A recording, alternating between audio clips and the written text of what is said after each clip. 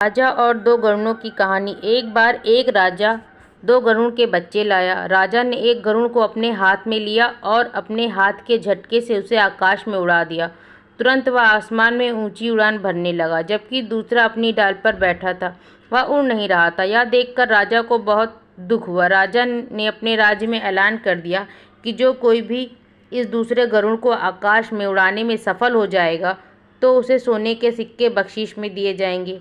इस इनाम के लालच में कई लोग आए, लेकिन कोई भी गरुड़ को उड़ा नहीं सका। ऐलान सुनकर एक गरीब किसान राजा के पास आया और उसने अनुरोध किया कि वह गरुड़ को उड़ाने की कोशिश करेगा। बहुत सारे महारथी थक गए, वहाँ पर यह गरीब किसान क्या कर पाएगा भला?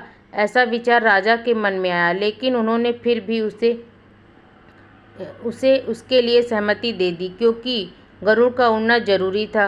किसान गरुड़ के पास गया और वापस आ गया। राजा ने पूछा, क्या हुआ, उड़ा क्या गरुड़? फिर किसान ने आसमान की ओर इशारा किया। राजा ने आकाश की ओर देखा और आश्चर्य से राजा की आंखें खुली की खुली रह गईं।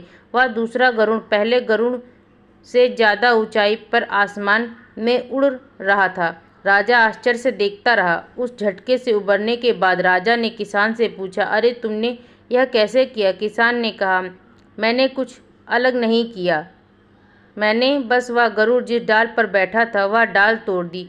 उसी समय वह आसमान में ऊंचा उड़ा। जीवन में बहुत से लोग किसी न किसी डाल से जुड़े रहते हैं, कोई अपने खेत को, कोई पारंपरिक व्यवसाय को और कोई छोटी बड़ी नौकरी को। छोटी बड़ी डालियों से लिपटे रहता है। हमारे भीतर का गरुड़ जो मिलता है उसी में संतोष करने लग जाता है। जो नौकरी मिले तो फिर घर खरीद लो, बच्चे हो जाने के बाद उनकी पढ़ाई, फिर उनका सेटलमेंट, शादी, यह सब करना,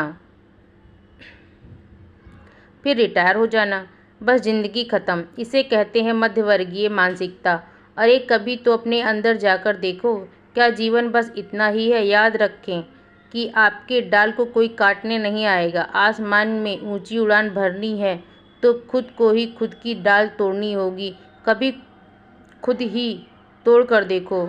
जितना आप महसूस करते हैं उससे कहीं अधिक जीवन में करने को है, लेकिन आपने खुद को एक पारंपरिक मध्यवर्गीय मानसिकता की चार दीवारों में कैद कर लिया है। और इससे भी ज़्यादा चिंता की बात यह है कि आप दुनिया को चार दीवारों के रूप में देखते हैं। फिर आप जिए हैं और जिएंगे, लेकिन कृपया अपने बच्चों को इन डालियों से ना बांधें। उन्हें मन की शांति के साथ आकाश में उड़ने दें। हो सके तो इनकी डाल को आप ही तोड़ दें, फिर देखना तुम्हारी डाल पर बैठा हुआ पंछी कैसे ऊंचे, बहुत ज़्यादा ऊंचे उड़ता है। धन्यवाद।